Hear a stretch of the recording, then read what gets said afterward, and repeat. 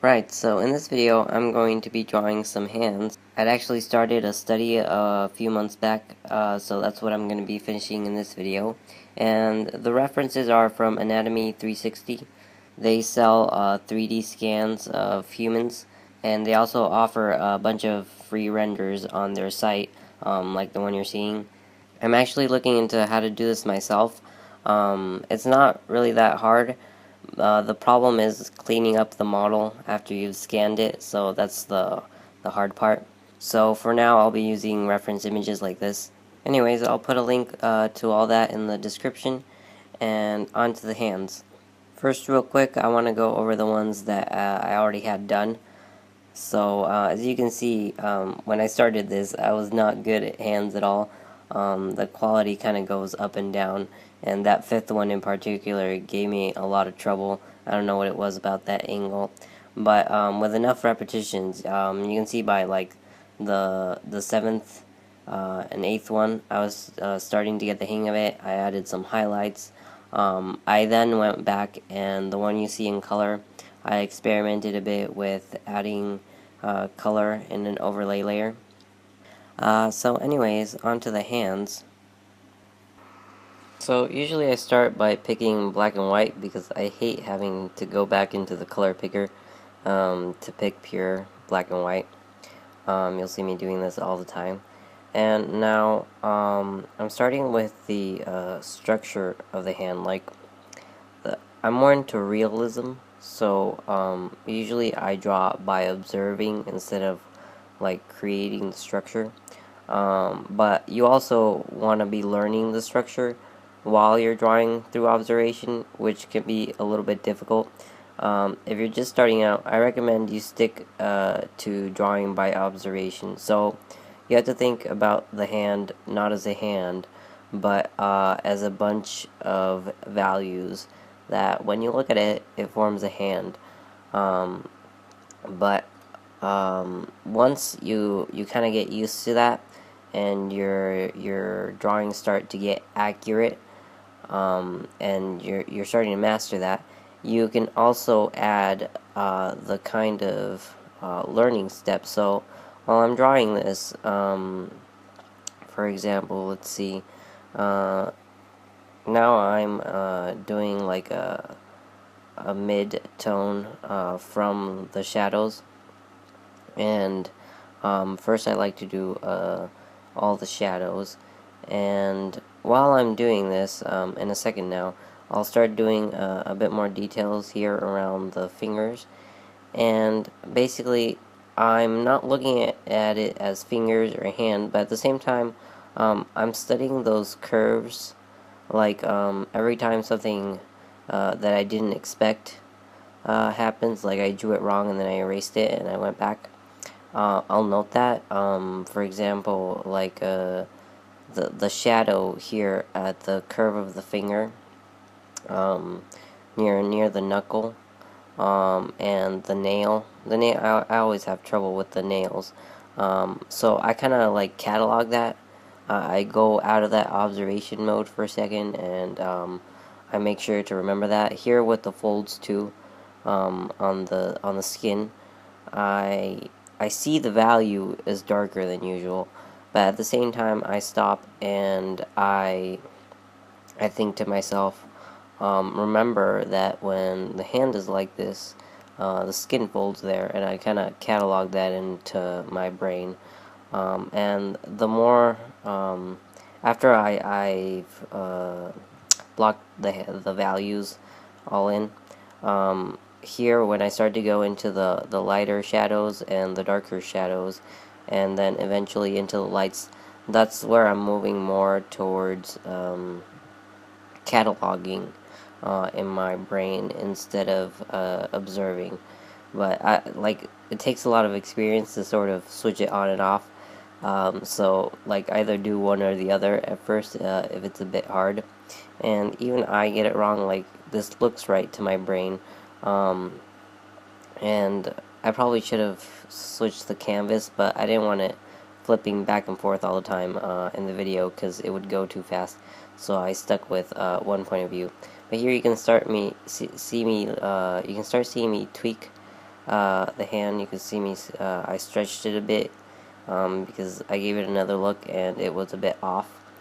And now I'm going into the highlights, and I'm going into that cataloging mode here momentarily.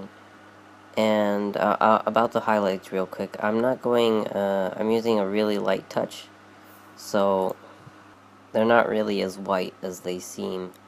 And now I'm fooling a bit around with color. Before, in the beginning, you saw that I did just a regular hand in the light. So in this one, I wanted to do it more in the shadow because it had so many shadows. And real quick, when you're coloring, you want those shadows to have like a cooler value usually. So I went for a sort of purple here. And then to give it some variation, you add some pink. And now here in the end, I'm like double checking the position, and I'll try to fix it a bit, but not too much. Just enough to like know that now this second time that I've observed it, I got it more correct. I saw the mistake, and sometimes I'll do this, sometimes I won't.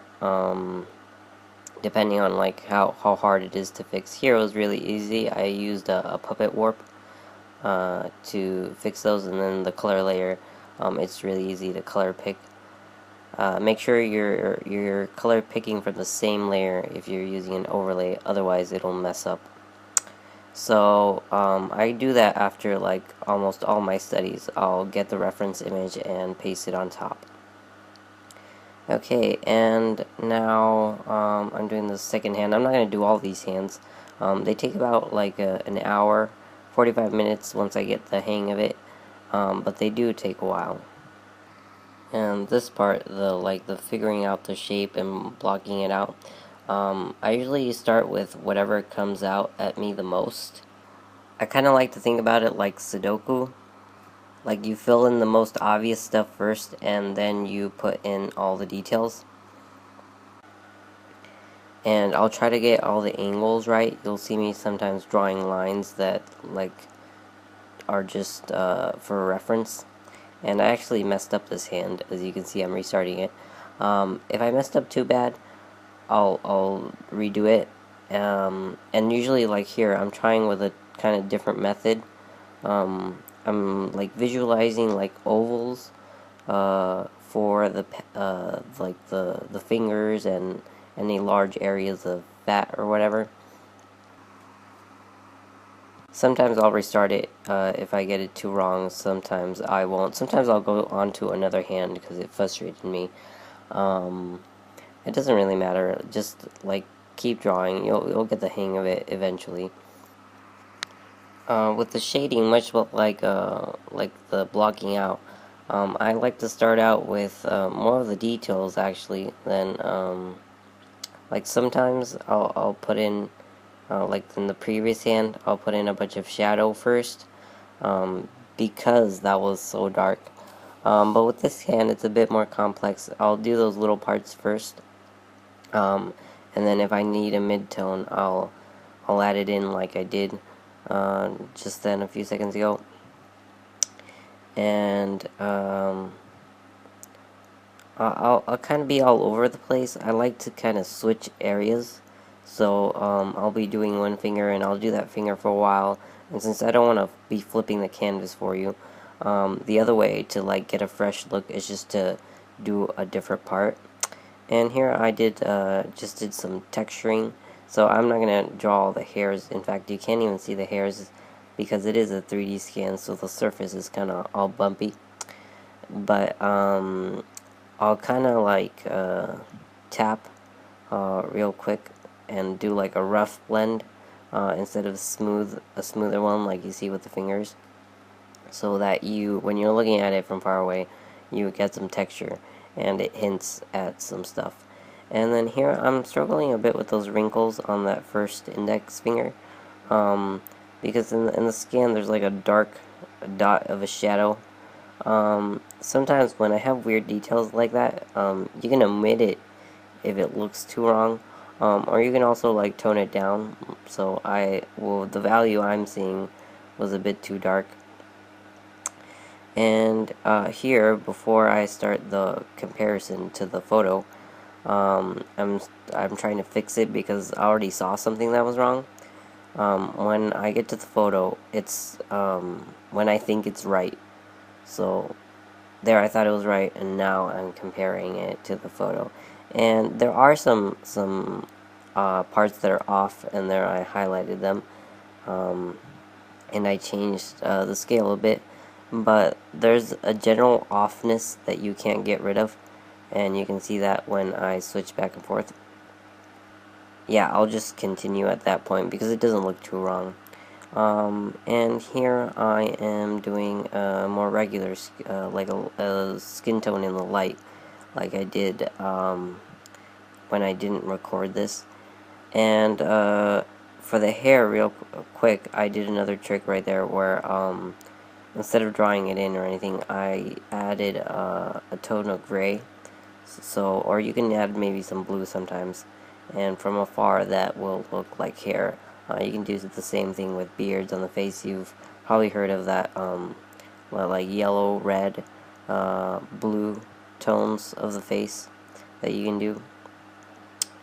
And on with this hand, I skipped a few hands, and I really like this one. I thought it was interesting, the way it was from the side, and you can see me here. I'll often do like that arc of the fingers to help me position them.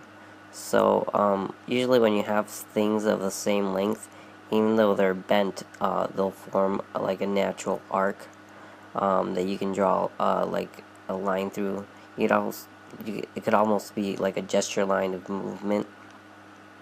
And again, here I'm adding some texture with that rough blending.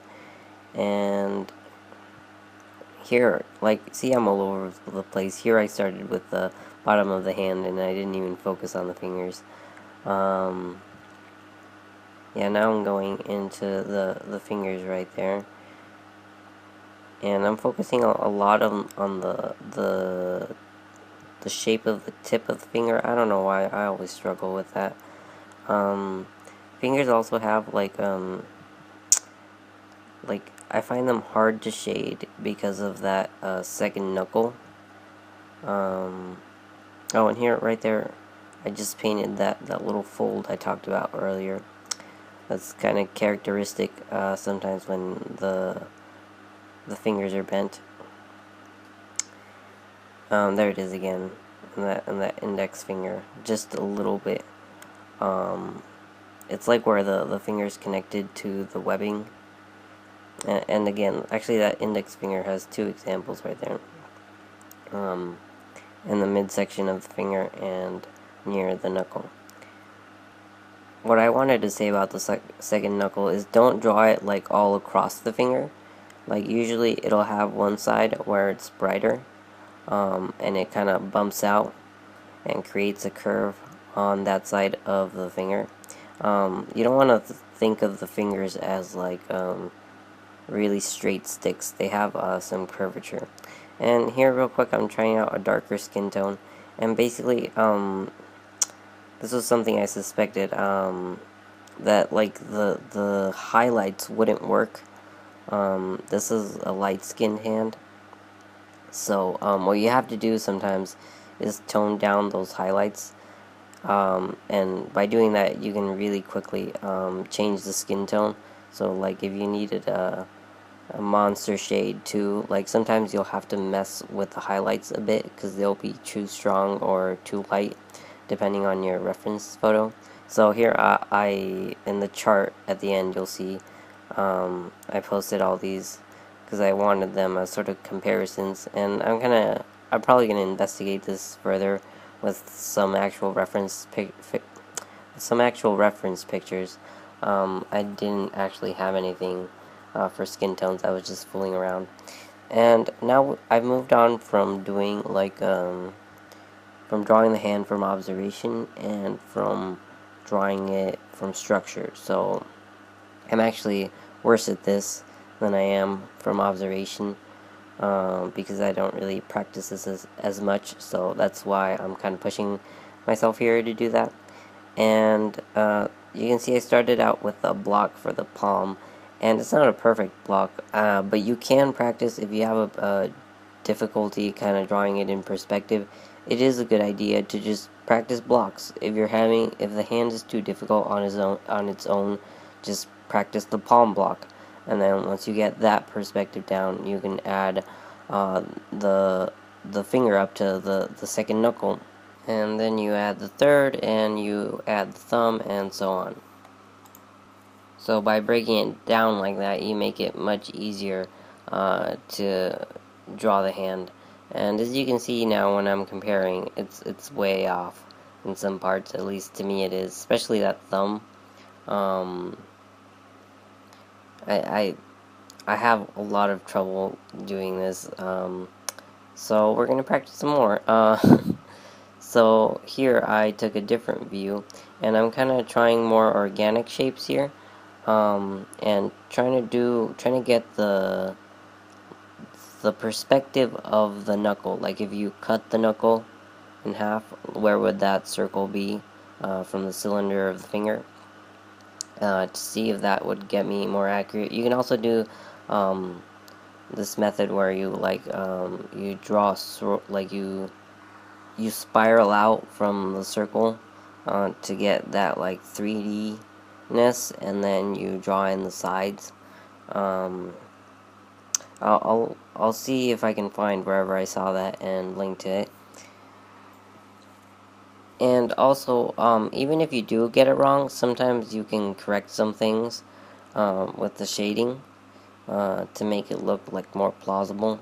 This hand, the fingers are actually supposed to be spread quite apart, the first and the second finger, but they weren't. But it doesn't look too bad because if you can kind of, if you get the shading right, sometimes you can trick the eye a bit. It's still wrong, but it does happen where people won't see the mistakes because the shading is okay. Sometimes the shading is too good and the perspective is too wrong, and then it just gets sort of weird. But yeah, here I'm trying to fix it because I feel like I wanted to stretch it out. I didn't actually know. Now I know, but I didn't actually know what was wrong was the two fingers, and that's not fixable at this point, unless I were to redo the entire thumb and the index finger. So I just left it like that. And you can see me comparing here, and I'm not gonna try to fix that. It's off right there. Okay, now onto a different hand, and this one's kind of pointing away from us. And again, here you can see me do more of those circles I talked about, trying a few different things to get the hand into perspective. And you can see here, like the fingers are kind of off into the distance. So I started out with the hand first, and yeah, I didn't do it here, but you can still see the fingers form an arc. In fact, I probably should have. That would have helped because I end up getting this thumb part a bit wrong several times. I think I'll erase it here in a moment, but I'm misjudging the distance here. That I keep making the arm a bit too short too. I have no idea why I kept doing that. But this is good. Like if you're looking at your drawing and you finished it and there's mistakes, what I find helps is just writing it down, because sometimes like that just sticks in your mind. But kind of write it down. Next time I'll try to focus on this because that really helps me. It helps to like calm my mind. Otherwise I have like fever dreams where I'm drawing and it's ridiculous because like the mistake is just like a stuck record in my head, and it's annoying. So I really find writing it down helps, or like I'm doing here, talking about it just for the record. And there's that fold I was talking about again. But anyways, these are like I like to think about them like motifs. I don't know if that makes sense. But there's like when you're studying something, if it has like the fingers or similar objects, then you'll have similar behavior. Even when you're not talking about the fingers, like just the fact of learning folds. What you learn here in the hand will translate a bit to drawing other things that have folds and wrinkles, um, or that have like the tendons in the back of the hand. So like this, if I were to go on to draw feet now, I could translate those little parts of the hand that I'm talking about. Like those are the things that I'm cataloging here as I am drawing. Anyways, that was the last hand. If you want to see a larger version, click on the image. Patreons, you get access to the full-size PSD. If you have any questions, leave a comment. If you like my videos, check out my site, allensartlog.com, where I post all my art, tutorials, and DIY projects.